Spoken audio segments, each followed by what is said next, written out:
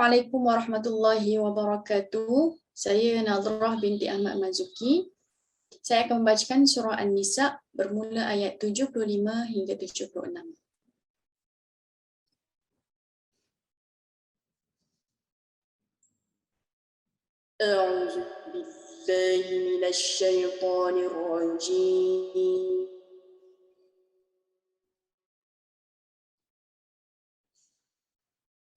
Bismillahirrahmanirrahim.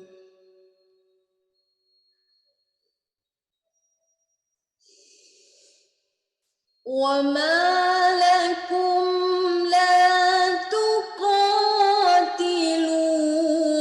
في سبيل الله والمستضعفين من الرجال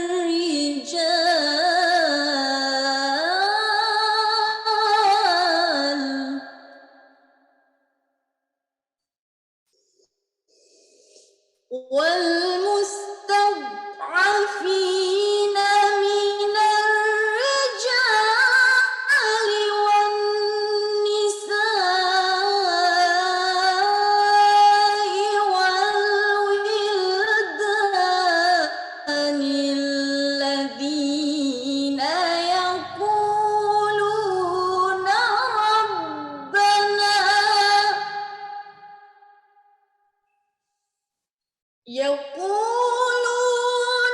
ربنا أخرجنا من هذه القرية الظالم أهلها واجعل لنا من لدنك وليا واجعل لنا من لدنك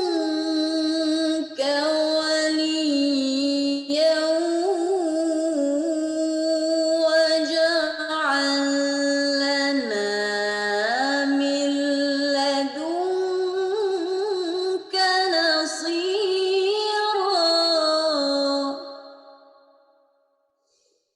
الذين آمنوا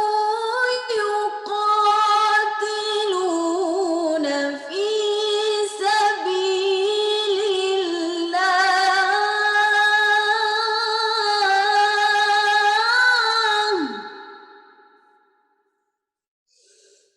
والذين كفروا يقاتلون في سبيل الطاغوت فقاتلوا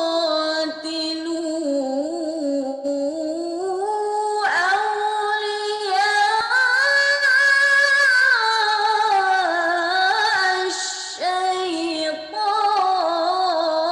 الشيطان إن كيد الشيطان كان ضعيفا صدق الله العظيم.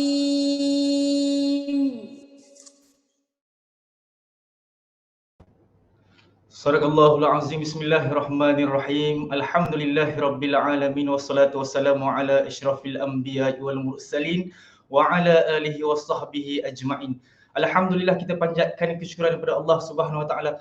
Pertemuan kita pada hari ini seperti biasa pada hari Khamis 18 November 2021 juga bersamaan dengan 13 Rabiul Akhir 1443 Hijriah dalam rancangan Bicara At-Usim bersama semarakkan ilmu nakli dan akli.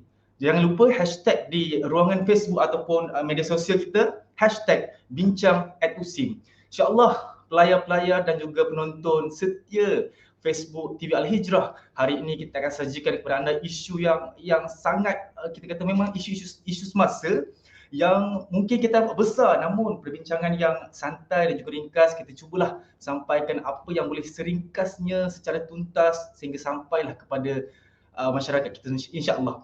Dan sedikit ulasan kita daripada bacaan ayat suci Al-Quran daripada saudari Nadrah Ahmad Marzuki, pelajar daripada Fakulti Pengajian Quran dan Sunnah FKS USIM, daripada surah An-Nisa ayat 75 dan juga 76. Sedikit intipati daripada ayat ini, sebenarnya Allah nak menerangkan kepada orang-orang beriman sebenarnya perlu turun berjihad. Kerana apa? Kerana mana mungkin kita tahu dalam negara bukan Islam adanya orang Islam yang memerlukan pertolongan, ataupun dalam negara bukan Islam itu ada orang yang memeluk agama Islam yang memerlukan pembebasan, ataupun mereka perlu hijrah kerana penindasan yang dilakukan oleh pemerintah dalam negara bukan Islam. Jadi berdasarkan dalil inilah mari sama-sama kita turun berjihad. Pelayar dan juga penonton TV Al-Hijrah, hari ini insya-Allah topik yang akan kita bincangkan pada hari ini, isu Palestin, keselamatan dan kedaulatan negara Islam. Sebelum itu, izinkan saya untuk perkenalkan barisan panel kita yang akan memanaskan lagi, membincang bersama-sama kita topik kita pada hari ini, iaitu yang pertama panel kita adalah Profesor Madya Dr. Muhammad Hazmi Rosli. Assalamualaikum Doktor. Di sebelah kiri saya. Sihat Doktor? Sihat Alhamdulillah. Yusuf sihat Yusuf? Alhamdulillah. Doktor berada di mana Doktor sekarang Doktor? Saya di pejabat saya di FSU, di Fakulti Syariah. Terima kasih Doktor. Seterusnya panel kita Dr. Farid Muhammad Hassan, Pensyarakanan Fakulti Syariah dan Undang-Undang USIM. Assalamualaikum Dr. Farid. Waalaikumsalam Cik Yusuf, sihat Okay. Di bawah saya. Okey, sihat Doktor? Alhamdulillah sihat Cik Yusuf. Okey, semua sihat Alhamdulillah. InsyaAllah saya nampak semua panel kita dah bersedia untuk kita sama membincangkan, dan jangan lupa pelayar-pelayar dan juga penonton setia TV Al-Hijrah, ajukan soalan, pandangan ataupun komen anda di ruang Facebook kita. InsyaAllah sama-sama kita bincangkanlah bersama dengan panel-panel kita. Okey, pelayar-pelayar dan juga penonton sekalian, isu Palestin memang kita katakan isu yang besarlah untuk dibincangkan, namun secara ringkasnya pada hari ini perbincangan yang berkaitan dengan keselamatan dan kedaulatan negara Islam. Kita ulang kaji sedikit sebenarnya bagaimana sejarah Islam bermulanya dengan bumi Palestin ini. Okey, seperti mana yang kita tahu, Islam ini, pertalian umat Islam dengan bumi Palestin ini adalah bermula daripada peristiwa Isra' Nabi SAW dan juga beberapa peperangan, antaranya peperangan yang berkaitan dengan peperangan Dumah Al-Jandah, peperangan yang disertai oleh pasukan Mu'tah dan juga peperangan Tabuk, dan juga beberapa kejayaan lain, sehinggalah kita bumi Palestin ini menjadi satu amanah kepada umat Islam. Dan juga bumi suci ini akhirnya, walaupun perdebatan, perbincangan yang berpanjangan sehingga saat ini masih lagi tiada kata putus ataupun kejayaan yang kita impikan. Jadi pelayar-pelayar sekalian, saya nak teruskan perbincangan kita pada hari ini dengan satu topik yang ringkas je. Kalau kita lah di Malaysia ni, kita tahu kita ada macam-macam musim. Musim durian, musim buah-buahan, musim panas, musim tengkujuh. Tapi kalau berkait dengan isu Palestin ini, kita katakan boleh kita katakan sebagai bermusim, sebab bila masuk je bulan Ramadan, kita tengok media sosial dibanjiri dengan kekejaman Israel, kekejaman Yahudi kepada orang Islam. Dr. Muhammad, saya ajukan soalan ini kepada Profesor Madya Dr. Muhammad Hazmi Rosli. Doktor, pandangan doktor, adakah isu Palestin ini adalah sebenarnya bermusim? Silakan doktor. Terima kasih Encik Yusuf. Ya, saya setuju bahawa isu Palestin ni isu yang bermusim. Kenapa dia begini? Kerana setiap kali kita tengok ada serangan ke atas Palestin yang saya rasa tidak berkesudahan, ianya menjadi suatu perkara yang menimbulkan rasa kemarahan, terutamanya di kalangan umat Islam. Saya rasa seluruh umat manusia marah, tapi terutamanya di kalangan umat Islam, di Malaysia terutamanya. Jadi pada pendapat saya, kenapa perlu kita perlu memfokuskan kemarahan kita hanya kepada apa yang sedang berlaku di Palestin. Seperti apa yang Encik Yusuf, Saudara Yusuf cakap tadi, kita umat Islam, kita saling terkait antara satu sama lain. kita juga harus mengambil perhatian bahawa terdapat umat Islam yang menderita di negara-negara yang lain seperti kaum Rohingya di Myanmar, bangsa Syria, orang-orang Syria, bangsa Uyghur di China serta orang-orang Yaman. Jadi saya rasa kita juga patut selain daripada memberikan perhatian kepada masyarakat Palestin, memberikan perhatian juga kepada masyarakat Islam yang berada di bahagian dunia lain, bukan secara berkala tetapi secara berterusan. Okey. Okey doktor, apa yang dimaksudkan doktor adalah kita perlu, maknanya bukan sahaja memfokuskan pada isu Palestin kan.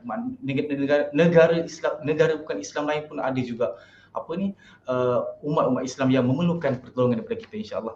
Seterusnya soalan saya ditujukan kepada Dr. Farid. Dr. Farid bercakap mengenai status negara. Contoh kita status negara Malaysia. Kita negara Malaysia yang bebas merdeka, ada perlembagaan. Namun kita nak dengar sikit doktor. Status negara Palestin doktor. Silakan doktor. Okey, terima kasih Saudara Yusof atas soalan tersebut. Jadi kalau ditanya kepada saya apa status negara Palestin ni, saya secara peribadilah mengatakan bahawa di sebalik yang kita selalu tengok saban tahun, saban hari, saban minggu, saban bulan, ada berlaku penderitaan, penindasan, pencerobohan dan sebagainya ke atas saudara se-Islam kita di Palestin. Jadi kalau ditanya kepada saya mengatakan bahawa di sebalik masalah-masalah yang berlaku ini ada rahmat yang terselindung ataupun orang putih kata a blessing in disguise lah. Apa saya masukkan dengan a blessing of this in disguise ni? Kalau kita tengok semenjak beberapa tahun ke belakang ini, rakyat Palestin ditindas saban hari, saban minggu, saban bulan, saban tahun. Jadi disebabkan penindasan yang berlaku ini, kita melihat bahawa banyak negara-negara di luar sana memberi sokongan ke atas rakyat Palestin, memberi simpati kepada rakyat Palestin dan juga masyarakat Arab terutamanya dan juga even negara-negara barat. Jadi bagi saya ramai yang salah faham mengenai status negara Palestin. Ramai yang mengatakan bahawa disebabkan negara Palestin ini diiktiraf oleh banyak negara, termasuklah negara kita Malaysia, sepatutnya Palestin sudah menjadi sebuah negara yang berdaulat. Jadi saya nak betulkan persepsi inilah. Dari sudut pandang undang-undang antarabangsa, pengiktirafan ataupun sesebuah kawasan itu jika diiktiraf oleh mana-mana negara tidak memberi kesan kepada kedaulatan sesebuah negara, atau dalam bahasa Inggerisnya kita katakan bahawa recognition is not one of the requirement of statehood under international law. Kalaulah kita katakan pengiktirafan ataupun sesebuah kawasan itu diiktiraf oleh banyak negara, maka negara tersebut sepatutnya menjadi sebuah negara. Jadi kalau itulah standardnya, maka negara Palestin sepatutnya sudah lama menjadi sebuah negara berdaulat, dan Israel bukan adalah sebuah negara yang berdaulat, kerana kalau kita tengok bilangan negara di luar sana yang menyokong negara Palestin ini adalah lebih banyak daripada negara Israel sendiri. So kalau kita lihat statistik, lebih daripada 128 daripada 193 buah negara di dunia ini ataupun daripada kalangan ahli bangsa-bangsa bersatu mengiktiraf Palestin sebagai sebuah negara. Namun pengiktirafan ini bukanlah satu standard untuk menjadikan sesebuah kawasan itu diiktiraf sebagai sebuah negara berdaulat. Itu yang pertama. Yang kedua, kenapa saya katakan bahawa penindasan yang berlaku, kekejaman ataupun pencerobohan yang berlaku ke atas rakyat Palestin ataupun tanah Palestin ini dikatakan bahawa sebagai satu rahmat, right? Or blessing in disguise, kerana bermula daripada ataupun titik tolak penindasan yang berlaku ini pada Disember 2012. Pertubuhan Bangsa-Bangsa Bersatu telah pun mengeluarkan satu resolusi bernombor 67/19 yang mengangkat ataupun mengiktiraf Palestin daripada sebuah organisasi dan juga yang menjadi yang tidak diiktiraf sebagai sebuah negara, tapi diiktiraf sebagai sebuah organisasi sahaja.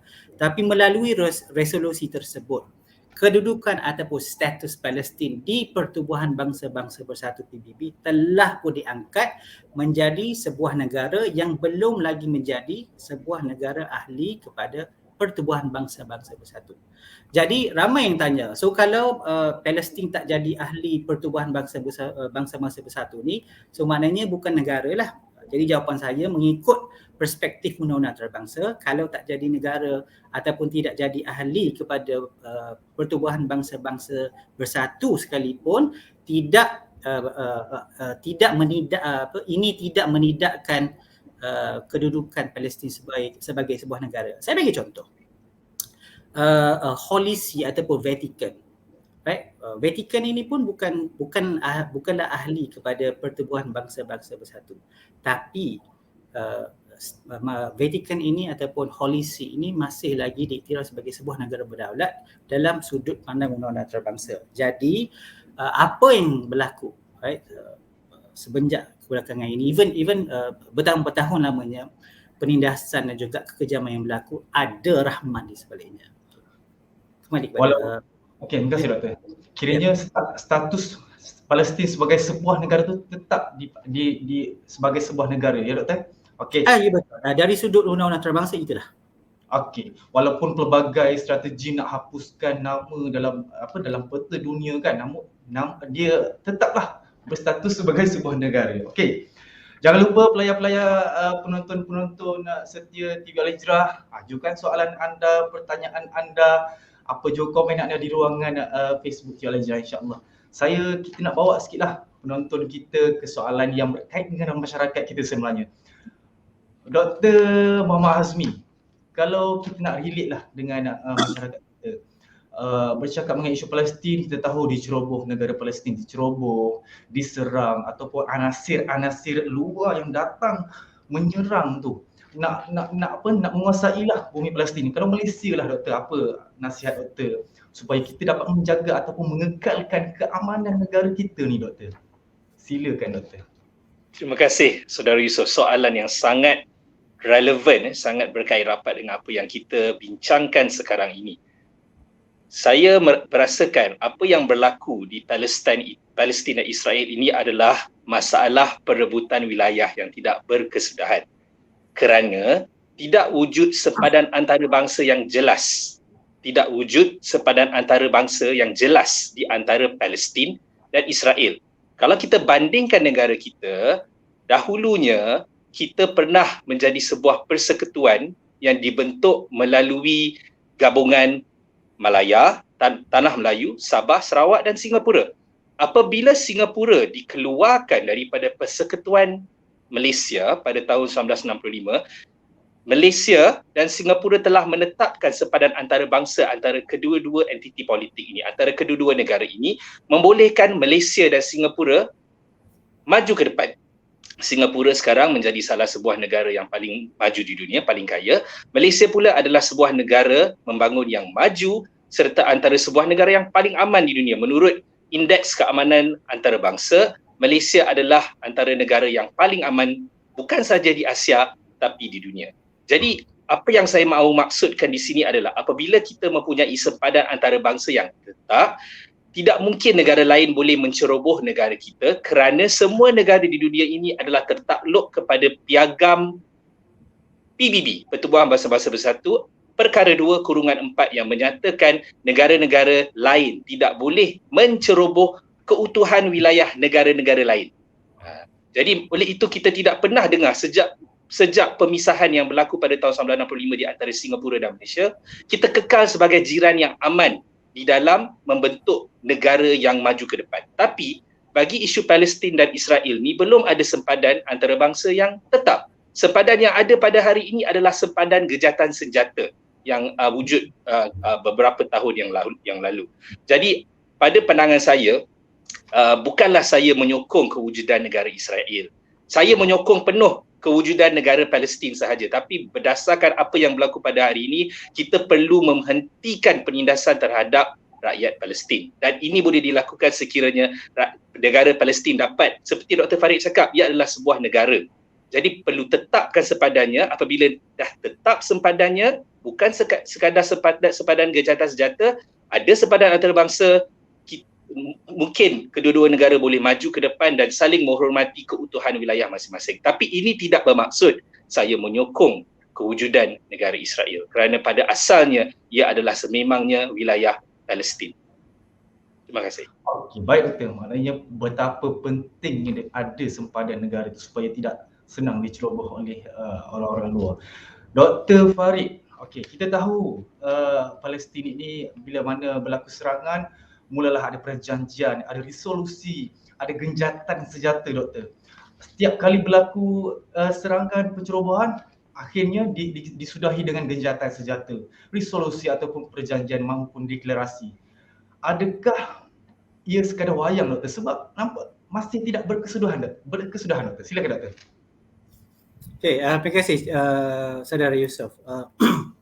Mengenai genjatan senjata ataupun resolusi yang diambil di peringkat antarabangsa, saya ingin menyentuh sikitlah apa yang saya katakan sebentar tadi, bahawa apa yang berlaku ni sebenarnya kita memang ada rahmat di sebalik. Jadi kalau kita tengok, memanglah apa-apa resolusi yang diambil di peringkat antarabangsa, terutama sekali oleh Majlis Keamanan Bangsa-Bangsa Bersatu, ataupun dalam bahasa Inggerisnya kita panggil Security Council of the United Nations. Jadi banyak resolusi yang telah pun diambil oleh Majlis Keselamatan PBB ini bagi menghalang ataupun untuk mengkritik ataupun untuk menghentikan apa-apa jua yang telah berlaku. Tapi kita kena ingat bahawa dalam undang-undang antarabangsa, ahli-ahli kepada Majlis Keamanan Bangsa-Bangsa Bersatu ini terdiri daripada 15 negara. 5 daripadanya adalah negara ahli tetap. Dan salah satu daripada 5 ini ialah Amerika Syarikat, yang kita tahu bahawa negara Amerika Syarikat ini adalah rakan sekutu rapat kepada negara Israel. Jadi apa-apa keputusan yang nak diambil oleh Majlis Keselamatan ini akan ditolak ataupun tidak dipersetujui oleh Amerika Syarikat. Jadi kalau salah satu daripada 5 ahli tetap kepada Majlis Keselamatan ini tidak bersetuju dengan apa-apa resolusi yang nak diambil, maka resolusi itu harus diketepikan. Itu adalah mengikut sudut pandang undang-undang antarabangsa. Namun tidak semua resolusi yang telah diambil ini ditolak bulat-bulat, ditolak mentah-mentah. Ada sebuah resolusi bernombor 2334 yang telah pun diambil ataupun dibuat oleh Majlis Keselamatan PBB ini, di mana Amerika Syarikat tidak menolak resolusi ini. So dalam resolusi 2334 ini mengatakan bahawa apa jua pencerobohan yang telah dilakukan oleh Israel ke atas Palestin dan juga kawasan tanah jajahan yang telah diambil itu haruslah dihentikan kerana ianya menyalahi undang-undang antarabangsa. Jadi negara Amerika Syarikat ni tidak mengundi untuk menolak resolusi tersebut. Jadi menurut undang-undang antarabangsa, resolusi ini terpakai ke atas negara Palestin. Jadi menerusi resolusi 2334 ni jugalah satu keputusan telah dibuat oleh Mahkamah Jenayah Antarabangsa pada Februari tahun ini, mengatakan bahawa Mahkamah Jenayah Antarabangsa ada bidang kuasa untuk mendengar apa-apa jua kesalahan jenayah yang telah dilakukan oleh Israel ke atas rakyat Palestin mengikut undang-undang antarabangsa. Jadi bagi menjawab soalan saudara Yusof tu tadi, bahawa resolusi yang telah diambil tidak terpakai ataupun tidak berjalan, tidak semua. Ada beberapa, salah satu contohnya ialah resolusi 2334 yang memberi impak besar terhadap perjuangan rakyat Palestin di peringkat antarabangsa dan juga mendapat keadilan di Mahkamah Jenayah Antarabangsa. Okey, baik Doktor. Jelas dan nyata Doktor. Okey, kita tengok ada soalan daripada pelayar kita. Okey, dibagi kenyataan lah. Saya dukung kedaulatan Palestin kerana pada dasarnya Israel tidak ada di peta dunia. Okey, betul kan? Okey, seterusnya kita selitkan dengan soalan daripada Ella Karim Hashim. Okey, saya bagi soalan ini pada Dr. Hazmilah. Apakah kita sebagai rakyat Malaysia perlu buat agar kedaulatan dan keamanan negara kita terpelihara? Doktor? Tolong Doktor. Kalau sebagai rakyat, saya rasa kalau kita berpegang teguh kepada rukun negara, insya-Allah kedaulatan negara kita akan dihormati. Kita perlu nombor satu percaya kepada Tuhan. Bagi orang Islam, kita percaya kepada Allah, kepercayaan kepada Tuhan, kesetiaan kepada raja dan negara, keluhuran perlembagaan, kedaulatan undang-undang, kesopanan dan kesusilaan.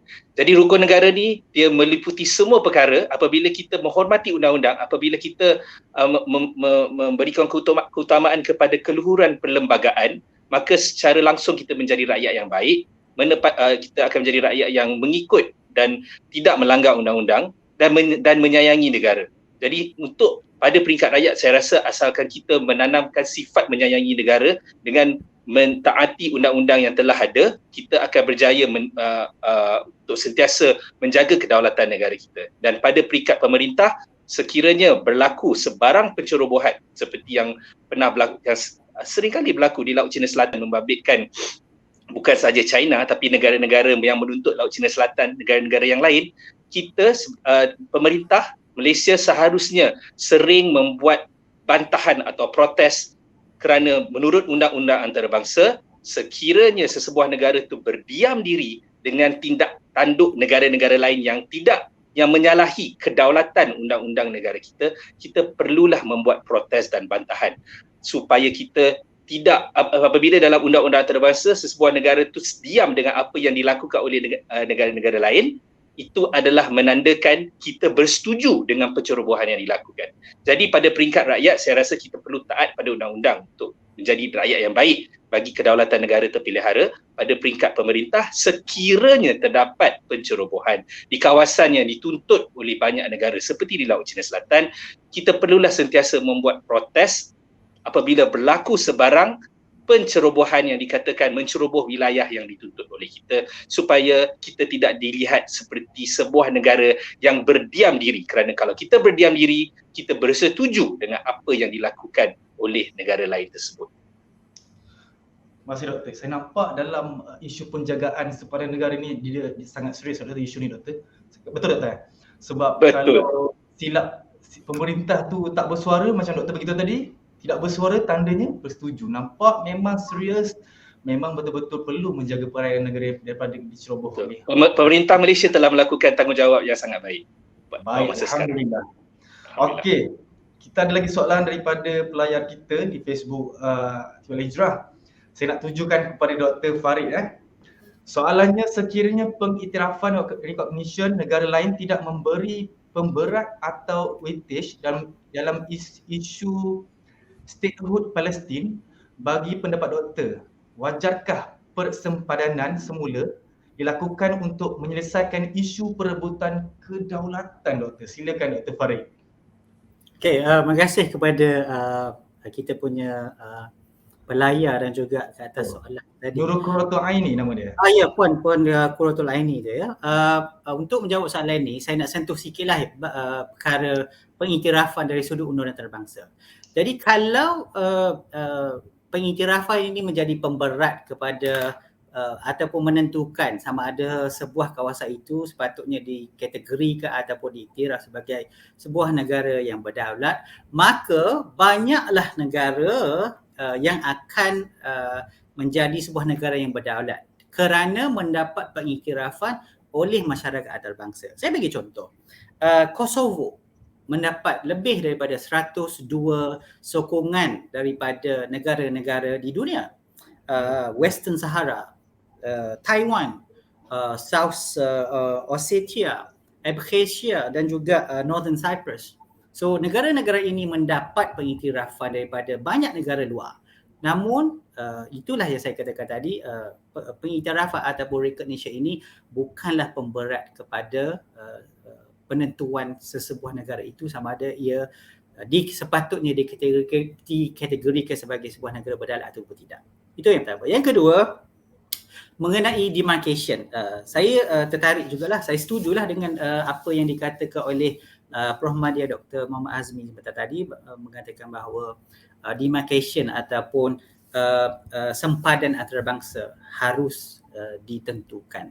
Ini kerana jika tidak ada sempadan yang jelas di antara dua buah negara yang bersebelahan, ini akan menjadikan ataupun menimbulkan isu. Bukan saja di peringkat antarabangsa, kita tengok dekat kampung kita pun samalah. Kalau jiran duduk sebelah-sebelah, kalau tak ada pagar dan sebagainya, yang ni akan kata itu tanah dia, yang ni akan kata itu tanah dia. So kalau tanam pokok pun dia kata pokok tu, buah tu dalam kawasan dia lagi. So kalau di peringkat dalaman sekalipun kita dah bergaduh, dah percakaran, berebut ini kawasan dia, itu kawasan kita dan sebagainya, apalagi kalau di peringkat antarabangsa yang melibatkan kedaulatan sesebuah negara. Jadi isu ataupun persempadan antarabangsa mestilah diselesaikan, dan ini memerlukan kuasa politik ataupun persetujuan politik, terutama sekali kedua-dua negara, Palestin dan juga Israel. Kerana kalau tidak ada persefahaman di antara kedua-dua negara, persetujuan dan juga persefahaman, penentuan persepadan ini tidak boleh dilaksanakan dan tidak boleh dipersetujui. Jadi kedua-dua pihak haruslah memainkan peranan. Right? Jadi tak bolehlah kita nak kata Israel saja yang kena setuju, Palestin tidak, Palestin saja yang kena setuju, Israel tidak. Ini tidak harus berlaku. Kedua-dua pihak harus duduk semeja dan juga berbincang. Jadi kalau kita tengok sejarah pun dah banyak dah meja perbincangan yang ada. Jadi masalahnya ialah tidak wujud persefahaman di antara kedua-dua pihak yang bersetuju. Ini akan menjadi persepadanan antarabangsa yang memisahkan kedua-dua negara. So jika dua negara ini tidak bersetuju, mana kawasan yang menjadi pemisah antara kedua belah negara tu, jadi sampai bila-bila lah benda ni tidak akan selesai. Cik Yusuf. Maknanya pentingnya persepaham dalam menentukan persempadanan tu, Doktor. Maknanya persefahaman penting. Maknanya dua-dua tu perlu bersetuju lah, Doktor, ya? Ya, betul. Kalau peringkat antarabangsa pun macam tu, dekat kampung kita pun kenalah, jiran-jiran tu pun kena setuju. Ini kawasan dia, ini kawasan saya, ini kawasan sebelah. Kalau dua-dua tak setuju, asyik bercakap jugalah. Itu kalau yang dikatakan sebagai penceroboh tu, Doktor, macam mana, Doktor? Itu dah isu lain. Itu ceroboh tu dah isu lain. Sebabnya kalau satu pihak tu kata ini kawasan dia, kalau kawasan pihak lagi satu tu masuk, dia akan kata pihak lagi satu tu ceroboh kawasan dia, sebab dia kata itu kawasan dia.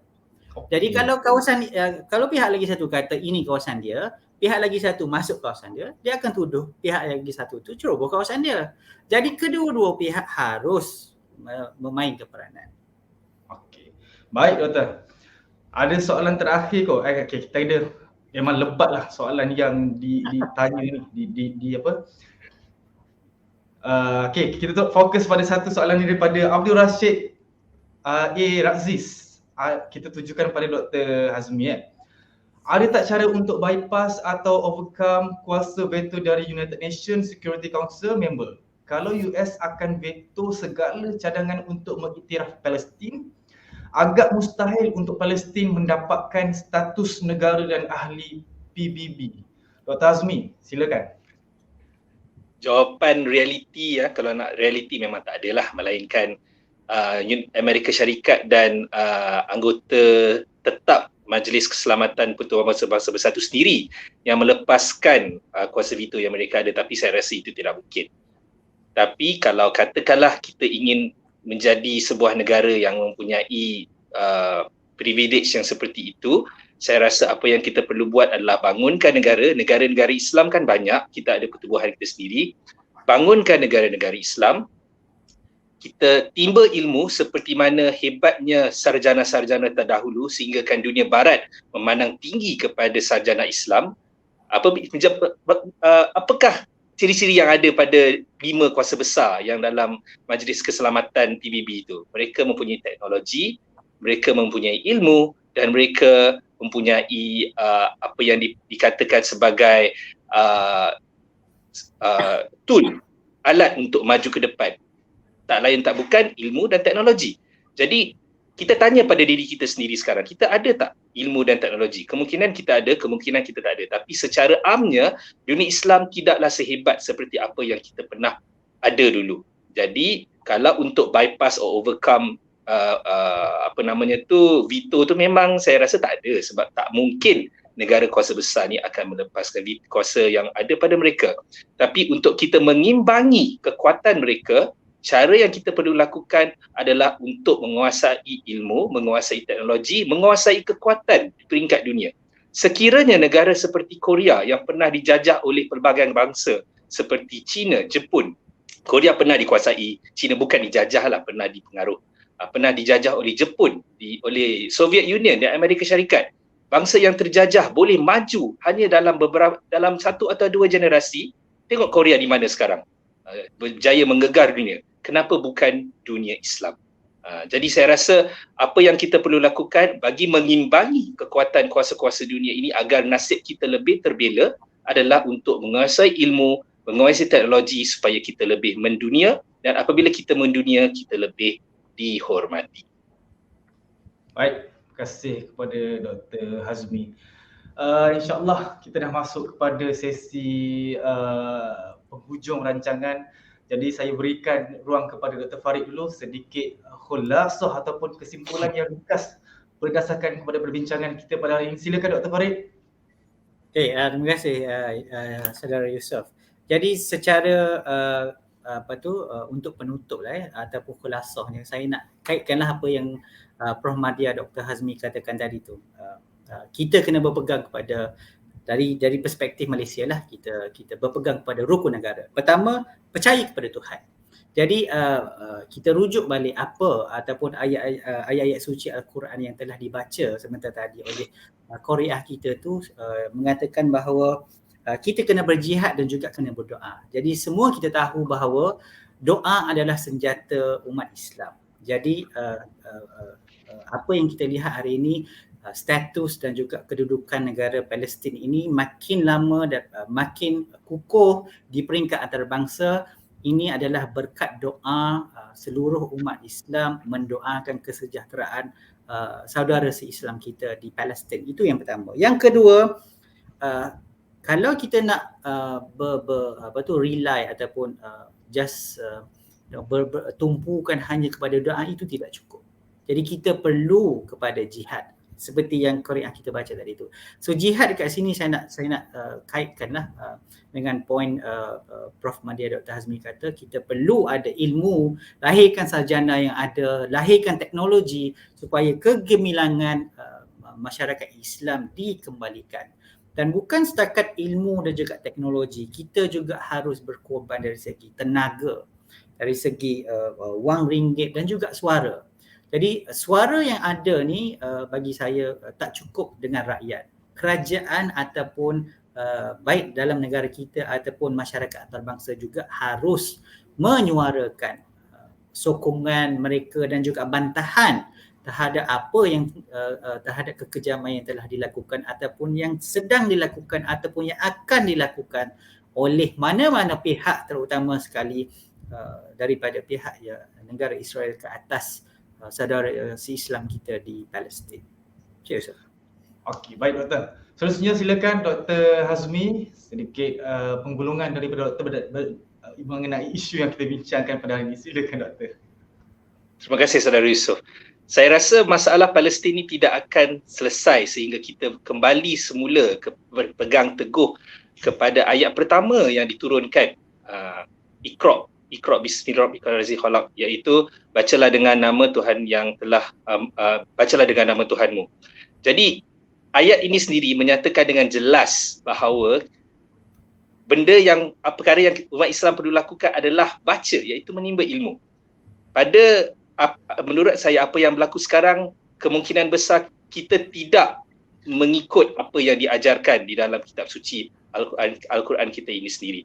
Jadi apa yang jelas, seperti apa yang dimaklumkan oleh Dr. Farid tadi, perlulah kita kembali kepada ajaran agama supaya kita dan terus untuk menimba ilmu. Apabila kita ada ilmu, kita ada teknologi, kita ada peradaban yang tinggi seperti yang disyariatkan oleh Islam itu sendiri, kita akan maju ke depan dan masalah Palestin insya-Allah boleh diselesaikan sekiranya ada kuasa besar Islam yang boleh berdiri sama tinggi dan duduk sama rendah dengan kuasa-kuasa besar yang lain yang ada di seluruh dunia.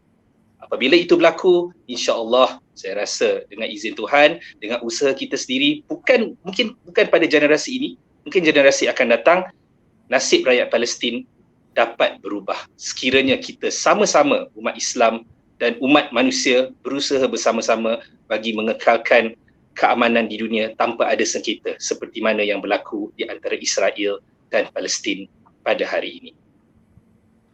Baik, terima kasih kepada Doktor penutup yang begitu baik.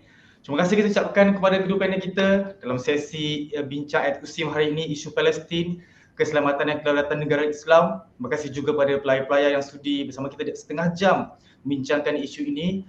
Jangan lupa beberapa pengajaran yang kita dapat petik daripada perbincangan kita pada hari ini, teruskan sokongan kita kepada saudara semuslim kita di bumi Palestin, teruskan sokongan apa bentuk sokongan kita yang boleh membantu mereka yang berada di sana.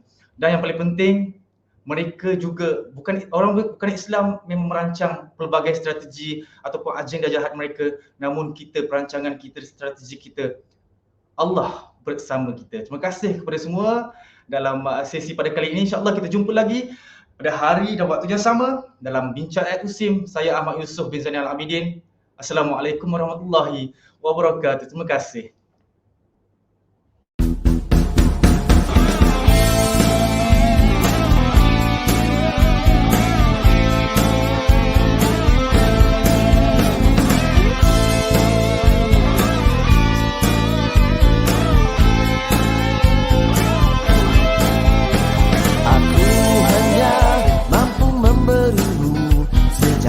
Mawar sahabatku, selebihnya genggaman kasih selain cinta untukmu Palestin.